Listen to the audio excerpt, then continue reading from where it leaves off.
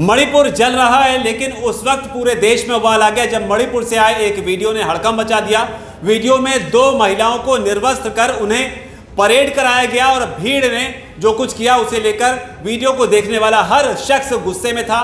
हालांकि इसके बाद चर्चा जो है एन बीरेन के बयान की भी हुई, जो कि मुख्यमंत्री है मणिपुर के, लेकिन अब चर्चा मायावती के बयान की भी हो रही है, जिन्होंने इस मुद्दे पर खुलकर अपनी प्रतिक्रिया दी है। लेकिन उनकी प्रतिक्रिया के अब कई मायने निकाले जा रहे हैं। सबसे पहले आपको एन बीरेन का बयान बताते हैं, जो उन्होंने एक टीवी चैनल को इंटरव्यू देते वक्त दिया है, जिसमें उन्होंने इस बात को माना कि ये एक केस आप देख रहे हैं, इस तरह के वहां पर सैकड़ों केस हैं। हूबहू बीरेन का बयान बताते हैं ताकि आपको पता चलेगा कि बीरेन ने क्या कुछ कहा था, और फिर आपको बताते हैं मायावती का वो बयान जो इस मुद्दे को लेकर उन्होंने दिया है, जिसके बाद आपको पता चलेगा 2024 की जो राजनीति है वो किस दिशा में जाने वाली है।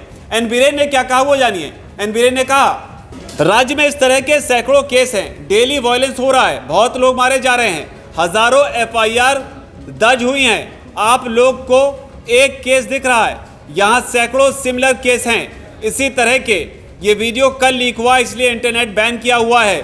तो जिस चीज़ को लेकर सबसे ज़्यादा चर्चा हुई कि यहाँ सैकड़ों सिमिलर केस हैं। सिमिलर केस शब्द पर गौर करिएगा। सिमिलर केस मतलब जिस वीडियो पर उनसे सवाल पूछा गया था, इसी तरीके के सैकड़ों केस, यानी कि ये 2 महिलाएं नहीं और भी बहुत सारी महिलाएं हो सकती हैं, ऐसे आशय उनके इस बयान से निकाले जा रहे हैं। लेकिन बीरेन के इस बयान के बीच में अब इस पर मायावती का भी बयान आया है। मायावती के बयान ने कई लोगों को कंफ्यूज कर दिया है कि आखिर उनका इशारा किस ओर है। मायावती ने सिलसिलेवार तरीके से एक के बाद एक कई सारे ट्वीट्स किए हैं। उन्होंने क्या लिखा वो जानिए। मायावती लिखती हैं, मणिपुर में महिलाओं के साथ भीड़ द्वारा जो दरिंदगी की गई वो अत्यंत ही दुखद है, शर्मनाक तथा दिल को दहलाने वाली घटना है।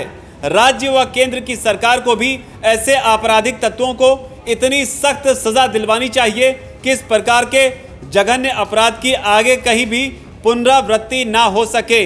बड़ी बात यहाँ पर मायावती ने कही है। अगले ट्वीट में वो लिखती हैं, लेकिन इस घटना को लेकर अब जो राजनीति की जा रही है वो भी अनुचित है और चिंतनीय।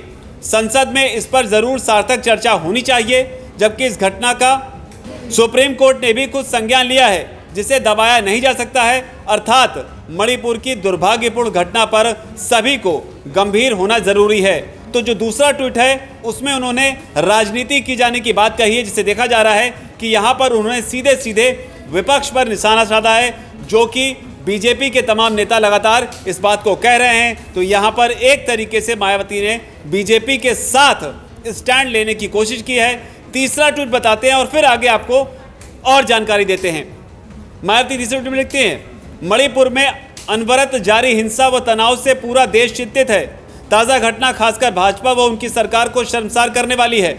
वैसे तो राज्य में कानून व्यवस्था काफ़ी पहले से चरमराई हुई है, किंतु क्या बीजेपी अभी भी ऐसे मुख्यमंत्री को संरक्षण देती रहेगी? तो ये सवाल मायावती ने बीजेपी से पूछा है। लेकिन जिस तरीके से राजनीति की बात उन्होंने कही है, उसके बाद कई लोग कंफ्यूज हुए हैं कि आखिर मायावती कहना क्या चाहती हैं, किसकी ओर उनका झुकाव है। क्या 2024 के चुनाव में मायावती बीजेपी के साथ अलाइन करेंगी?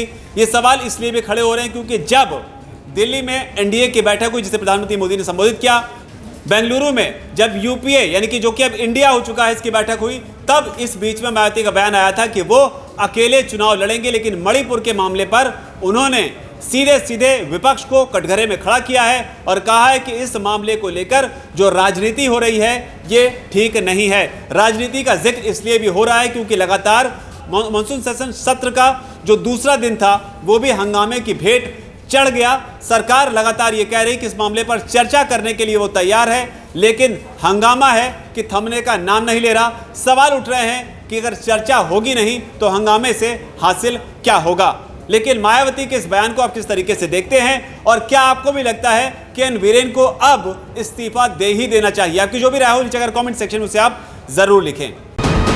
वीके न्यूज, राष्ट्र के नाम।